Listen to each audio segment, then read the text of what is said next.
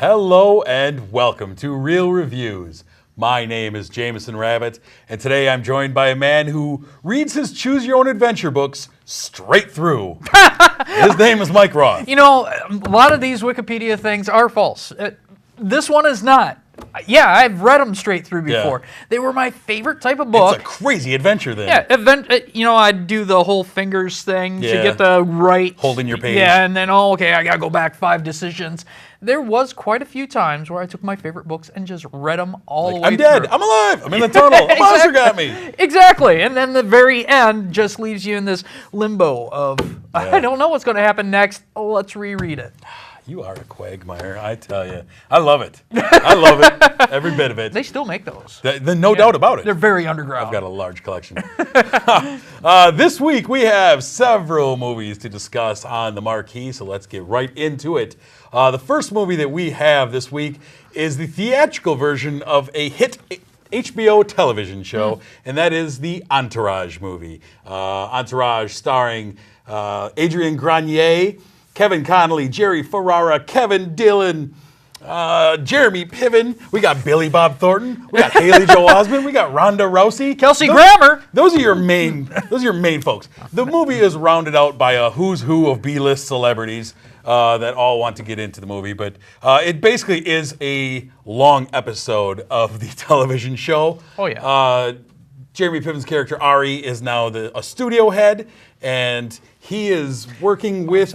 Yeah, he's working with Vinny. Vinny wants to direct his next movie and make his next movie, and the whole gang turtle and drama and they've got their own issues. But it's basically focused on, this is more the Ari movie than anything, which I kind of liked, because he's the character out of this crew that I enjoy. Yeah. And so it focuses more on him and how he's trying to get financing for this movie and get it made and not lose his job and stay cool. And then the other guys are just kind of doing their thing that they do. I've always liked Jeremy Piven, though. I mean, he's great. I would like to see him in other things. Apparently, this is his only gig, because I haven't seen him in anything in a long time. Well, this is a moneymaker. I mean, this made him famous. We may love him from PCU, but Entourage made him famous. Yeah. You know, and it's kind of interesting. You see Ronda Rousey kind of played a major role in this again. She's been in more and more movies recently. Yeah. Well, she only has to fight for like 15 seconds at a time, so not time to make movies. Really, it's just a long episode of the show. Yeah, and I've never watched a show. Actually, I was never aware of a show until I started seeing the previews of Entourage. Unfortunately, because I am not a watcher of the show, when I watched it, it felt like an out-of-place television.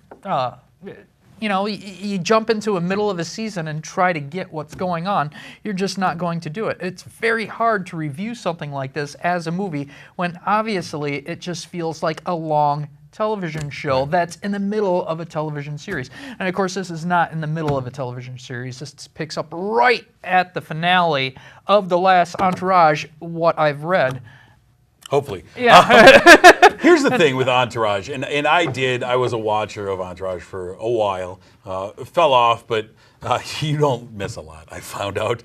Yeah. But what I liked about Entourage from the start, and what I liked about the parts of that in this movie I like when it's a behind-the-scenes look at Hollywood and how movies are made. That thing. I like that part of the show, when you're kind of getting to look behind the curtain at what it takes to make a movie. From you wrote this, now how do we get it on the screen? Unfortunately, that is a small chunk of this movie. I think that's the best part of this movie, is when they're focusing on that. But then the rest of the stuff, when it's just about the guys and their drama, no pun intended. Yeah. It's just like, it feels like a Real Housewives type of reality show, almost like, hey, look at how much money we have, and look at what we're going to do, and look at that chick. I think there was more plot in some of these reality shows than what Entourage really put out. I didn't care what was happening to E. I didn't care what was happening to Vinny or Drama or Turtle. None of them. And all these relationships were already well established from years of having a show on HBO, which people really can only watch if they have expanded cable up until recently with HBO Go. So I think a lot of people who went to this movie really probably in the same boat as me, we have not seen the show. We're going because it looked funny or something like that, and you're thrown into the middle of all these well-established relationships and try to care about it. And I cannot care about it because I have no idea. You got this one guy who's having 2 girlfriends on the side, and he has this other girlfriend that's pregnant, and for some reason, this is a big deal that all the guys band to for. Why? Give me a reason to care about any of these guys, except for a few jokes. And the only guy that I thought funny in this whole movie was Ari, played by Jeremy Piven. I chuckled at some of his bit parts, but all the rest was like, oh, there's a celebrity I haven't seen since the 90s. Yeah, exactly. It was a lot of that. It was a lot of guys who were very happy to make an appearance in a movie that is shown in a theater. Yeah. Unfortunately. And I agree with you. I mean, like I say, the best parts of the movie involve Jeremy Piven and his character. There was some good with Haley Joel Osment, who we've been seeing making his career resurrection lately. Yeah. Showing up in more and more things. And Billy Bob Thornton to a lesser degree. He's always great. Yeah. Right. But ultimately to me, it made me realize that the rest of these guys that make out the bros, that they're not good actors. They're television actors. And there's a reason why you don't see them leading movies. These guys have been famous on television for a number of years now and have not translated to a big screen career because this proved really to me like they stand out as being television weak actors. And even as television actors, and this movie is a television show. Yeah. It doesn't inspire me to pick up the other seasons. Right, that's the other thing, right? And I go, I don't care now. How would watching the seasons actually catalog. Care? And I don't mean to offend anybody out there who loved the show. I'm sure if you picked it up from season 1 and watched it all the way through, it's probably a great, good time. But this is a movie. It's presenting itself as a movie. It's putting itself in movie theaters. Expect this kind of criticism when you take your television show and try to call it a movie. Right. So ultimately, what did you give the Entourage movie? I gave it 1.5. And that whole 1 was for Arnie, or Ari. He was funny. I like him. Yeah, I gave it 2 stars. There were some laughs in there. I did enjoy some of those small bit parts by the more accomplished and less accomplished actors, I guess. Ed O'Neill, I thought, had a funny bit. Liam Neeson had a little funny bit. But these were seconds that would add up. There was a couple of common names in there. Common. Ronda Rousey's bit was decent, but my 2 stars comes almost predominantly off of Jeremy Piven and what he was able to do, because I enjoy him. So, but yeah, I give it 2. I would not recommend rushing out to the theater to see it. If you're a fan of the show, would you find this movie to be fantastic? I mean, if you were a fan, it's just an episode. Yeah, but if you're one of those guys, it's like 4 episodes combined into one minor story arc. It is a very small story arc that you just. So even if you were a fan, you'd be like, it's a made-for-TV movie. It's lasting way too long. I like the show because it was short. There you go. Exactly. Moving on, sir. What movie do you have for us? I have Insidious Chapter 3. This is the 3rd installment of the Insidious series, which is directed by Leigh. Wow, I didn't even think about asking you how to pronounce that. That is Leigh Whannell. Yes, he is debuting, taking over from James Wan, who, of course, has started the franchise. He also has done Saw. Leigh has been with him writing on all these other movies, such as Saw and Insidious. So it's not like it's too far out of his league. The movie is set as a prequel to the other movies. You have Elise, who I will not spoil the other movies for you, but Elise is a medium. She can channel the spirits of the dead. The young actress, Quinn, her mother is dead. She wants to talk to her, so she goes to Elise, and Elise is like, sorry, I don't do this business anymore. It is way too dangerous. Elise feels a little guilt. She's like, all right, let's dive into this, and that's when everything Elise said is actually true. Death is going to follow, and the feel of this movie is actually extremely eerie. It's deep for just ambiance. Just it's well, what can I say? It basically, like all horror movies, it's not a deep plot, but it's a prequel. So I think what they did with this is they took the best parts that they could grab out of the other two movies and bring it to a prequel, because that's the only way you could possibly make this movie. Right. Now, I have a kind of a different approach to this because I had seen the first Insidious, but as I told you off air, I remember almost nothing about that movie. I did not see Insidious 2. We found one of the few movies I haven't seen. And so I went into Insidious 3 really fresh to the franchise, I would say. And so I kind of am seeing it through a different set of eyes. Yeah. And for me, I thought it worked as a standalone horror movie, not knowing what was coming or anything about any of these characters, really. I thought as a standalone, just straight horror movie, I thought it worked pretty well. I was impressed by the look of it, the tone of it. I think Lee did some things that James did not do. He fixed some things. There's not too many sound scares, which I find absolutely annoying. Lee took those out, and Insidious was just lousy with them. He also kind of gave it a different kind of flow. I love the originals, but sometimes they were a little jaggy feeling. This one flowed all the way until the end, where I thought it just got a little sloppy. It wanted to do too much referencing. It was off to the races in the last 8 minutes. But all the way up to the end, I thought it was a stellar movie. It definitely gave you some big creeps. It had scenes in there that was from trailers that I still jumped at, because it just, that feeling you get. There was a couple that I knew were coming. I knew this was coming, either by just the shift in the music, by just knowing, like, okay, this is where the scare is going to come, and it came. It still got At times, I kind of notice my eyes. I kind of do this and pretend I'm watching it a little bit, but I'm a little scared. And you said you had someone crying in the theater. There was a girl in front of me, I don't know, mid-20s or whatever, who there's a series in it where there's kind of like a few scares in a row in a shorter amount of time, and she just couldn't seem to handle it, and she was sobbing. I felt terrible, but then the movie gets quiet again, and there's a lot of sniffling going on ahead of me, like, oh, poor lady. But that's kind of what you expect when you go to horror movies. Just not lately. Really, exactly, and that's the thing, is we have been swamped with mediocre horror movies at best, and I was pleasantly surprised. My only issue with it is kind of some of the scares were repetitive scares. This kind of the same thing was thrown at you several times. And the effect, it worked fairly well, but after a while it's like, I know what this is going to look like when it comes at me. And when this comes out of the dark, I know what to expect. And if you've seen the other Insidious, you would also recognize some of these scares are taken from other movies, including Annabelle, which is all kind of part of this Conjuring type world.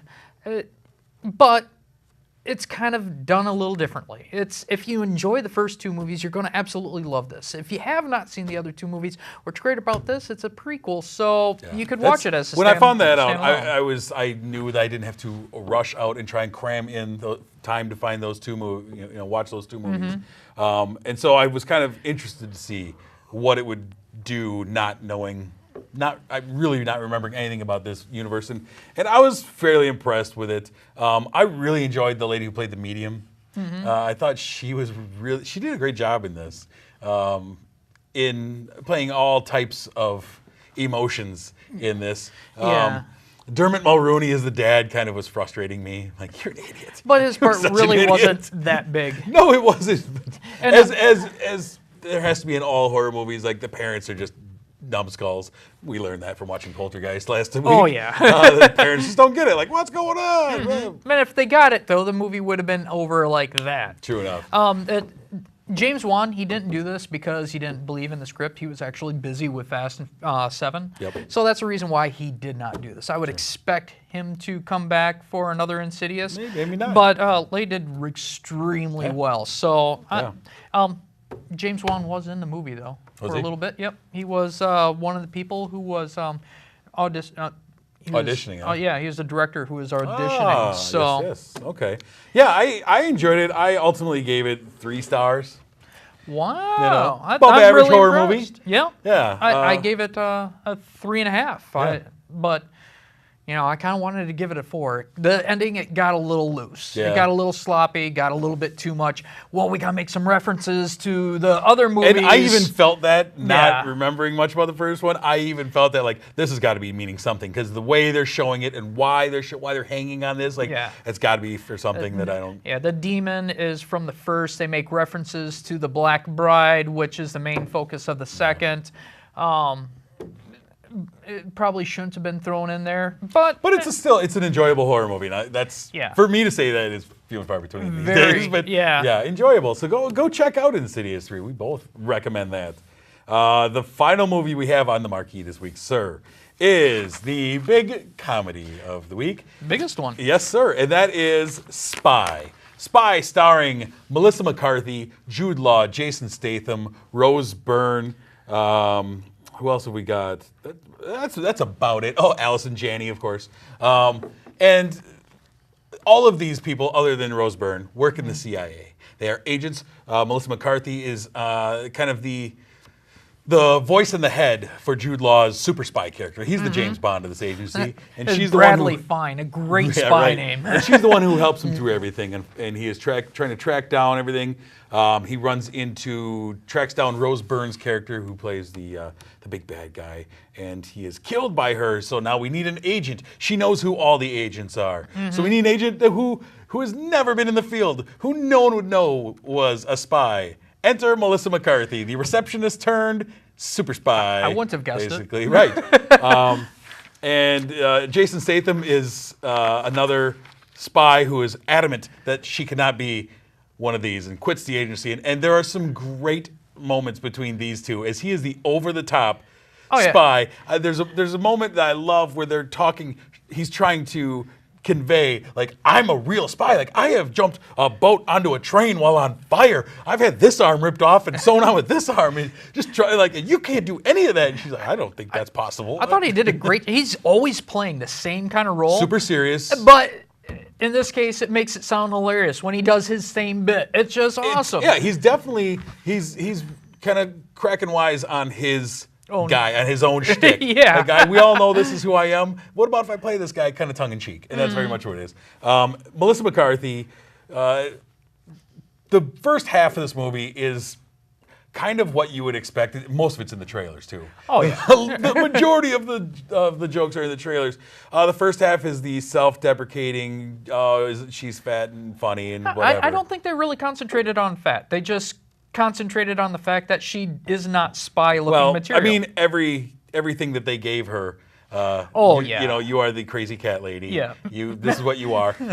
There was a turn midway through the movie, and this is no spoilers, but there's a turn midway through the movie where she suddenly loses that veneer and takes on more of a hard role as she is battling against Rose Byrne's character, and she kind of takes up for herself, and suddenly, I mean, it got good. It got really good at that point to me, where she went on the offensive with her character, and I enjoyed that a lot. I think this movie was filled with some really great moments. You'd have lulls. And really, they're felt. Everybody knows this is a time where it's slowing down, I'm losing interest. But they'd always come back extremely hard with a great joke that just makes you forgive anything that was wrong with this movie. I really think this could be Melissa McCarthy's role. Just like, Well,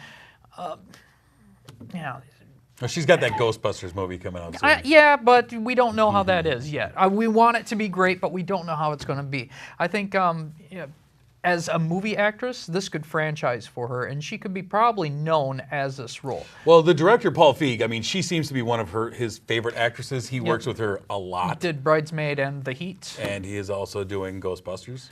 Is he? Yeah. Oh. And so, she's kind of one of his discoveries, I guess. And I mean, I could see that. I could definitely see it. It was a nice, refreshing kind of change coming off of Identity Thief and Tammy. Oh, Tammy was And horrible. at the beginning of this movie, I'm like, oh, we're doing the same thing. We're going to go down the same road. Yep. And thankfully, it did not. Yeah, I was starting to worry about the Ghostbusters franchise. Yeah. I'm a geek. I love Ghostbusters. Everything about it. And to have, the person who just did Tammy. Yeah, right, exactly. Be the basically Yeah, the lead. it's like, you're taking the Bill Murray lead or whatever. It's like, oh no. Yeah. But this gave me new hope. There were a lot of laughs throughout Spy. I was very impressed. I went into it with very low expectations because of the previous films we just mentioned, and went in. I saw the trailers. Like, well, all the laughs are going to be in the trailers. Great, and I was really, I was impressed. I was taken aback. Some of her jokes lasted a little too long. Yep. I mean, if we're going to nitpick, overall, it's a good movie. But there was a time where she had to portray a hardcore body guard, and that one was hilarious up to a point until it wasn't, and then I just couldn't wait for it to stop. Right. Yeah. No, I agree. Ultimately, what did you end up giving Spy? I glowing review. I gave it a 4, which is extremely high for me. I haven't gotten a good review to too many comedies of recent. I haven't been that many to give good reviews no, too. But this one really pulled it off. There was lulls, but when she comes back to make you laugh, you really do laugh hard. And you remember this movie in the end as being something great, which some movies are just not like that. You might enjoy it to the very end, and then you kind of forget about it. I don't think I'll be forgetting about this one for a while. Yeah, I gave Spy 3.5 stars. I liked a lot of the interplay between her and Jason Statham, and her and Rose Byrne. I thought it was a lot of fun. There was her secondary character, her other office mate turned agent. Miranda Hart. Really just annoyed me to no end. Was it the accent? No, it's just everything. Just everything about it. Everything about her. Annoying. Oh. But I did enjoy this movie, and I have been a little hard on comedies, but there haven't been a lot of good ones this year. Wedding Ringer is one of the few that I can point to this year saying that was a funny movie that held up. Unless you choose Kingsman. Yeah, but that was an action movie more than Yeah. anything. And this had action as well, but it was very focused on the comedy, and I enjoyed it. It's one of those that I would definitely recommend, and I would not mind seeing another one of these. Oh, I guarantee you. There's definitely a way to do it. Yeah. There's no problem. They're not up to budget right now, but they did better than any other movie this week. Yeah. So. Well, good thing there's no other big movies coming out. No, I can't think of anything coming out There's no big anytime dinosaurs soon. coming to the box office. No. Talking about Spy, we decided to do our movie throwback this week. It was kind of natural to go to another big comedy spy movie, more of a spoof than anything, though, and that is 1997's Austin Powers International Man of Mystery, starring, of course, Mike Myers, Elizabeth Hurley, Mike Myers again. Yeah. Michael Myers has the top 2 roles in there. Yeah. Michael York, Robert Wagner, Seth Green, and a host of other people, but directed by Jay Roach. And it was the big spoof of the 1970s James Bond spy movies.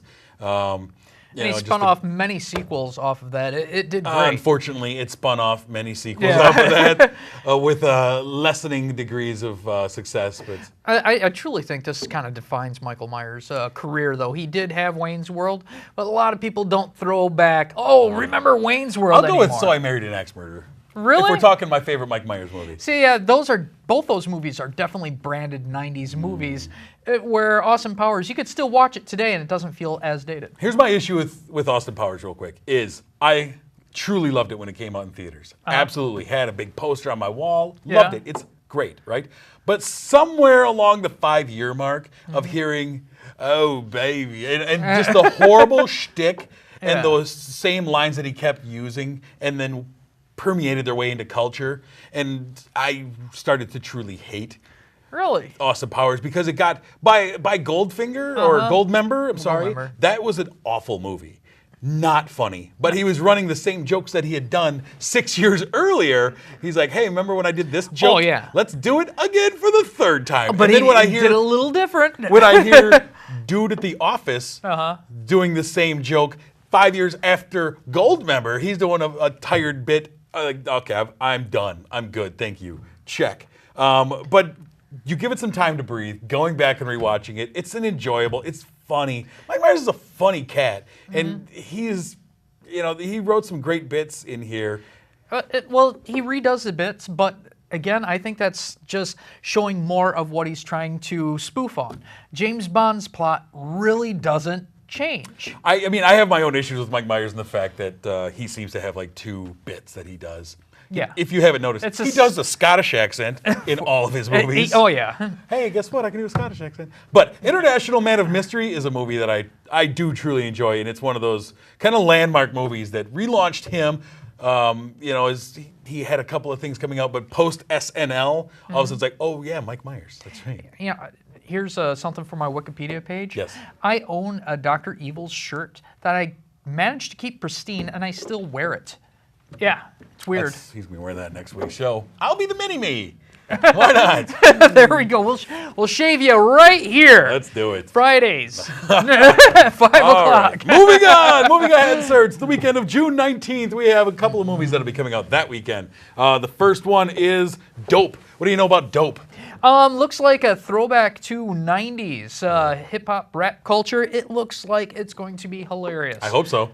I'm hoping good things. Fingers crossed. The second movie we have is a movie that you kids may have heard of. It's a movie called Inside Out. Yeah, I've been It's a seeing the Pixar previews movie. for a long time. Yeah, we've brought back the director Pete Docter, who did Monsters, Inc. and Up, a couple of successful Pixar movies. Yeah, I think this is actually a really interesting idea. It's an interesting concept. The first previews of it looked like it was going to be pretty shallow. The second ones where you find out, oh, these were emotions that somehow kind of got warped in her memories. I mean, it sounds deep. It sounds like it's going to be great. I hope so, man. It's rare as the time when Pixar misses on one of their original movies. Yeah. Maybe not their sequels. But yeah, I'm excited to go see this. So that is the weekend of June 19th. Those are your films.